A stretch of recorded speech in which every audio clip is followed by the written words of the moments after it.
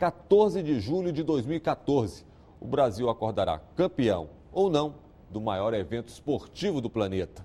Para os amantes ou críticos do futebol, a pergunta que fica mesmo é se o Brasil conseguiu fazer da Copa um evento singular, que deixou um legado, que mudou o país.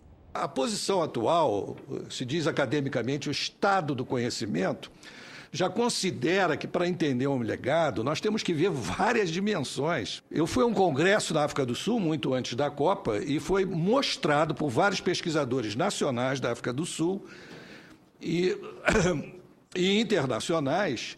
Primeiro, o país ia quebrar, o déficit seria gigantesco. Em segundo lugar, a preocupação maior do pessoal acadêmico era da expansão do HIV no país, com a entrada de imigrantes de vários países africanos da periferia dessa nação. Não aconteceu nada da previsão, absolutamente nada. E foi o meio acadêmico que impôs isso. Não é tirar da educação, da saúde, como se diz nas ruas, e nós vemos aqui, como já foi apresentado antes, o pessoal reclamar. O erro está na gestão dos recursos ou do orçamento nacional.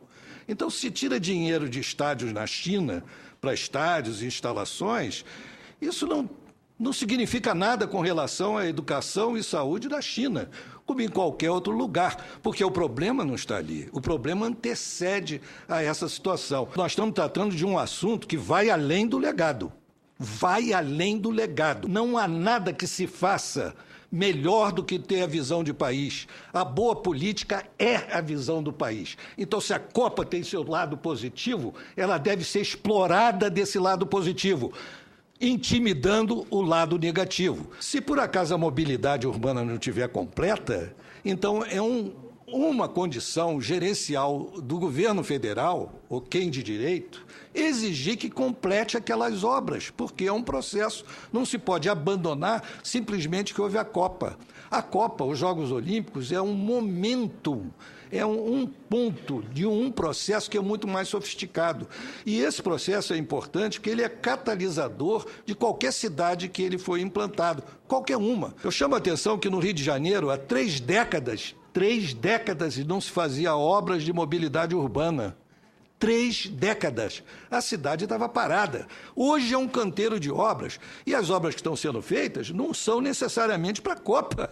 É que havia necessidade para aquele evento ter aquela infraestrutura. Uma outra palestra em 2010 falava sobre uma grande oportunidade, o maior evento midiático do planeta. É uma enorme chance de usarmos como vitrine. E o Brasil podia desenvolver suas marcas. Nós não temos marcas nacionais grandes, fortes. Falávamos da Vale, da Petrobras, da Embraer, Café do Brasil. Quem viaja sabe que café lá fora é café da Colômbia, é de Java, é da África, e não se fala do café do Brasil, que é o maior produtor nacional, mundial. Então, nós não estamos aproveitando a oportunidade para criar marcas brasileiras. Já passou esse tempo, para a Copa já não dá mais tempo. Copa do Mundo em 2014. O jogo já está jogado, não dá para fazer muito mais coisa. Os custos são superiores às estimativas, a qualidade, em geral, inferior à expectativa, o treinamento insuficiente de pessoal.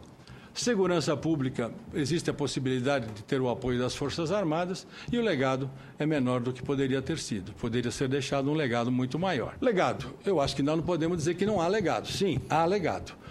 Os estádios são modernos, efetivamente. Há obras de infraestrutura, teremos sim. Algumas delas não ficarão para a Copa, mas terão sido motivadas pela Copa. Então dá para dizer que é um legado que vem da Copa. Pena que não fica tudo pronto até a Copa. De fato, grande parte das obras de mobilidade urbana, grande parte não vai ficar pronta. Com relação aos aeroportos e às obras da Copa, eu me permito até me utilizar das palavras do ministro Valmir, em declarações públicas. Com relação ao legado para a sociedade, é claro que para a Copa eventualmente não vão ficar prontas, tá? Mas elas vão ficar prontas e, cedo ou tarde, a sociedade vai se beneficiar desse legado. Porque, afinal de contas, em termos de infraestrutura, é aquilo que fica. Num espaço urbano equitativo, com igualdade, as obras de mobilidade ganham especial relevo. O secretário Júlio me trouxe há pouco aqui algumas indagações que chegam pela internet. E isto mostra o cenário de descrença inclusive questionando a oportunidade de realização de uma audiência como essa. As pessoas dizem, agora é um pouco tarde para debater, não tem mais volta, o dinheiro já foi gasto e os estádios vão ficar aí. Não deveriam usar a bandeira do Brasil atrás desse tema. A resposta é fácil, qual é o legado? Nenhum. Essa audiência não serve para nada. Legado de maior superfaturamento da história desse país, de maior desperdício de dinheiro público da história. São pessoas diferentes. Diante deste cenário, a conclusão é que nós estamos diante de um monumental escândalo de corrupção no Brasil.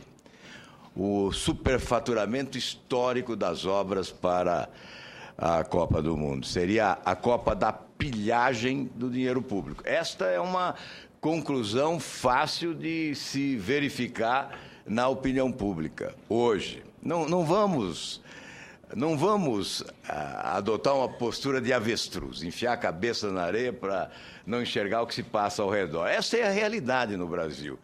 Basta encomendar uma pesquisa. Se nós olharmos o que houve na Copa da África do Sul, há 4 anos atrás, todos nos mostram que o legado não foi bom para o país. Até no turismo, que lá na África do Sul tinha uma expectativa de trazerem 500 mil turistas, chegaram em torno de 300 mil, quase metade. Aqui a expectativa são 600 mil de que vão vir para a Copa. Quantos virão realmente? Porque a imagem que o Brasil passa hoje lá fora é uma imagem de insegurança. Nós temos algumas preocupações muito grandes nesse país, que é que depois de passar a Copa, quanto tempo levaremos para entregar esse legado? Nós temos a transposição do São Francisco. É um legado? Hoje é um tormento, não é um legado. Vai ser um grande legado. É evidente que esse legado, quando se entregar a mobilidade das cidades, ele vai resolver grande parte de problemas que hoje nós temos. Mas nós precisamos entregar esse legado. E nós precisamos também, como o senhor falou aqui, muito em pilhagem. Nós precisamos... será que nós não podemos fazer as coisas sem a pilhagem? Ou com uma pequena pilhagem?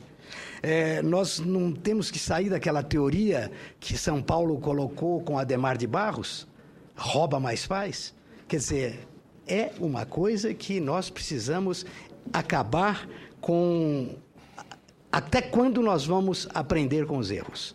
Até quando? São vários erros consecutivos e o país não aprende. Se nós aprendermos a fazer isto, pensando antes, planejando, e elaborando os projetos de engenharia de maneira adequada, dando o prazo e a remuneração mínima adequada para que uma atividade intelectual como essa produza este animal extraordinário, insubstituível, que é o projeto completo de engenharia.